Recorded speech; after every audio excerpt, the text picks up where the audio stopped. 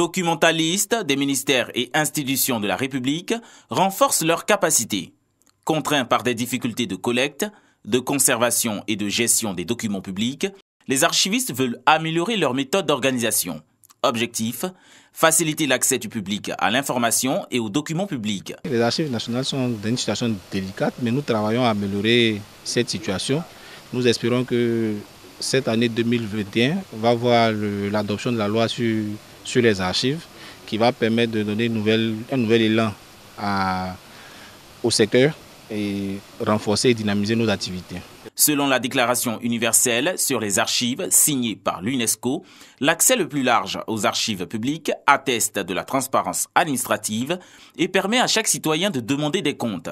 Quant à la Commission d'accès à l'information d'intérêt public et aux documents publics, KIDP, elle s'engage à apporter un appui aux services d'archives et à veiller au respect des lois en vigueur dans le secteur. Aujourd'hui, sur les sites des ministères et institutions de l'État, il y a des documents types qui doivent être diffusés dans le cadre justement de l'accès des populations à l'information. Nous souhaitons attirer l'attention des différents ministères sur la nécessité de mettre à jour les sites internet de ces différents ministères. Donc c'est vraiment une formation qui est ciblée essentiellement sur cet aspect. Depuis 2014, l'État de Côte d'Ivoire initie des plateformes interactives pour tous citoyens en quête d'informations dites du domaine public par le biais de l'initiative Open Data Côte d'Ivoire.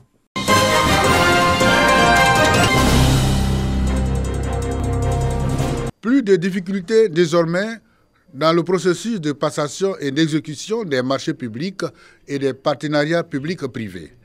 L'UFR des sciences juridiques, administratives et de gestion de l'Université Alassane Ouattara dispose depuis 3 ans d'un master professionnel en marché public et partenariat public-privé. Il y a la compétence dans le domaine, mais il n'y en a pas assez. Donc il est important que face à leur place stratégique dans notre économie, que nous puissions avoir des ressources humaines en nombre suffisant pour aider. Il y avait un vide qui est qu'il n'y avait pas de stratégie nationale de formation et de renforcement des capacités en matière de marché public. Cette journée académique s'inscrit dans le souci de promotion de cette filière. Plusieurs communications des spécialistes en la matière ont permis d'éclairer la lanterne des participants sur le fonctionnement et l'importance des marchés publics et des partenariats publics-privés. Le ministre du Budget et du Portefeuille de l'État, parrain de cette journée, s'est fait représenter par son directeur de cabinet adjoint. Professeur Yaya Koué s'est réjoui de la création de ce master professionnel. Pour lui, aucune formation diplômante n'est associée directement à ces domaines de compétences. Les PPP sont considérés aujourd'hui par le gouvernement ivoirien comme un outil important de la mise en œuvre donc, de sa politique publique. Nous avons de 2012 à aujourd'hui travaillé sur une quarantaine donc, de projets, à peu près 5 000 milliards de financements mobilisés. Nous, en tant que direction générale des marchés publics, en ce qui nous concerne, nous avons toujours été présents dans la formation de ces étudiants. Que ceux qui sont formés puissent donc continuer donc à renforcer leurs capacités. Et je suggère également aussi que si c'est possible d'augmenter l'effectif, parce que la demande en face est très importante. La journée a été ponctuée par la remise des parchemins aux pionniers et aux étudiants de la 4e promotion.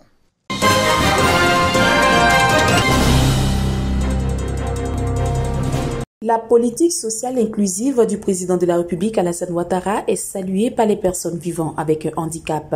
À travers la Confédération des organisations des personnes handicapées de Côte d'Ivoire, une conférence de presse a été organisée. Au titre des engagements sociaux en faveur des populations, les personnes handicapées ont bénéficié de la part du président de la République plusieurs décrets dont leur insertion sociale à la fonction publique.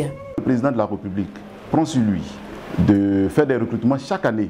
C'est quelque chose d'exceptionnel qui mérite d'être salué.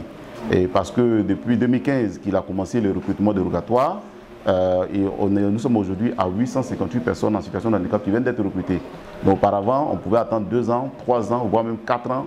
Une fois, on a attendu 8 ans, mais pour la première fois, successivement, chaque année, 2018, 2019, 2020, et cette année encore, le gouvernement vient de prendre la décision de faire un recrutement au titre de l'année 2021. Et donc cela mérite vraiment d'être salué. C'est un sentiment de reconnaissance, longtemps marginalisé par les coutumes, les stéréotypes, aujourd'hui reconnus par le gouvernement. Cela nous permet aujourd'hui de pouvoir être insérés dans nos familles, parce qu'aujourd'hui nous devenons des êtres capables qui participent au bien-être de la famille. L'œuvre humaine étant perpétuellement en quête de perfectionnement, les personnes handicapées formulent quelques doléances. La mise en place d'un fonds d'insertion des personnes handicapées.